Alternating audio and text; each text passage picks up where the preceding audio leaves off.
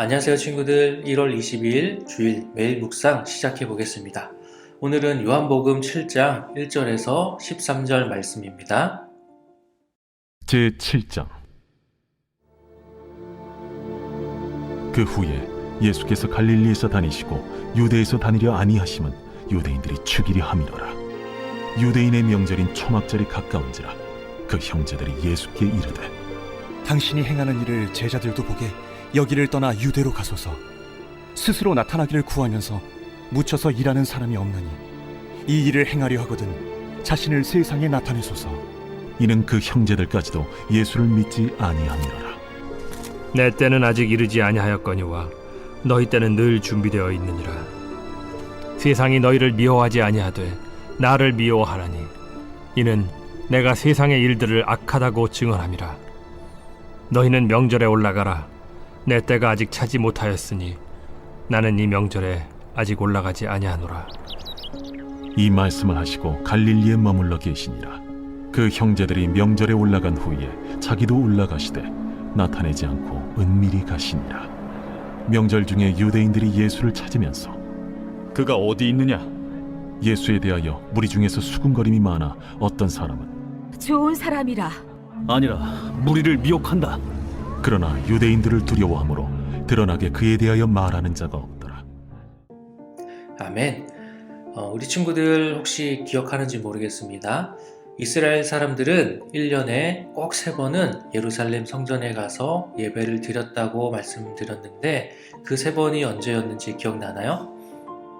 네, 3번의 큰 절기가 있었죠. 6월절, 7.7절, 초막절이었어요. 오늘 말씀에 보니까 이 초막절이 다가오고 있었던 것 같아요. 초막절이 얼마 남지 않았을 때 예수님의 동생들이 예수님에게 말하고 있죠. 초막절에 예배를 드리기 위해서 많은 사람들이 예루살렘에 모이게 될 텐데 이제 거기 가서 사람들을 가르치라는 거예요. 그러면 아주 유명해질 수 있고 더 많은 사람들이 예수님을 따를 것이라고 이야기하는 거죠. 그런데 예수님은 그렇게 하지 않겠다고 하셨어요. 예루살렘에 가지 않겠다고 하셨어요. 그러고는 몰래 예루살렘에 가셨죠. 예배는 드려야 되니까요. 예수님이 왜 반대로 말씀하셨을까요? 예수님이 하나님의 나라를 가르치시고 또 복음을 전파하시는 것은 단지 많은 사람들을 제자로 만들기 위해서가 아니었어요. 유명해지고 많은 인기를 얻기 위해서가 아니었어요. 하나님의 일을 하시기 위해서였죠.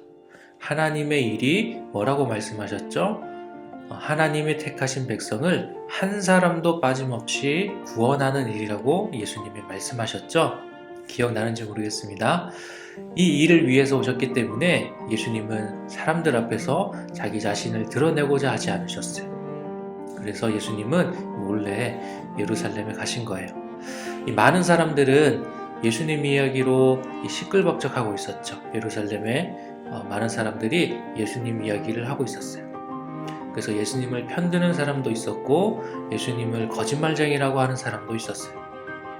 그 많은 사람들 앞에서 예수님은 하나님의 일을 하시기 위해서 자기를 드러내는 것이 아니라 그 때를 기다리셨어요.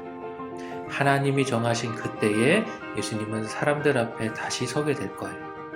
이 사랑하는 아동부 친구들, 오늘 말씀에서 예수님은 때를 기다리셨어요.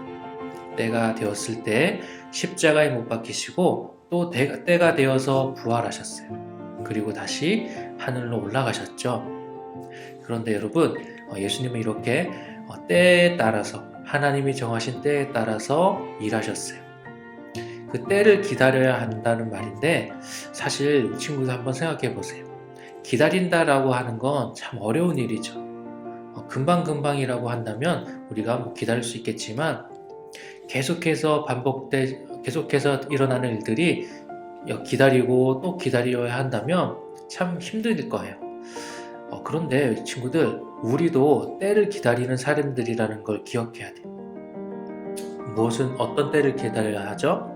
바로 예수님께서 다시 오실 때를 우리는 기다리는 사람들이에요. 우리 친구들은 예수님이 언제 오실 거라고 생각하세요? 그때는 아무도 알 수 없죠. 하지만 반드시 옵니다.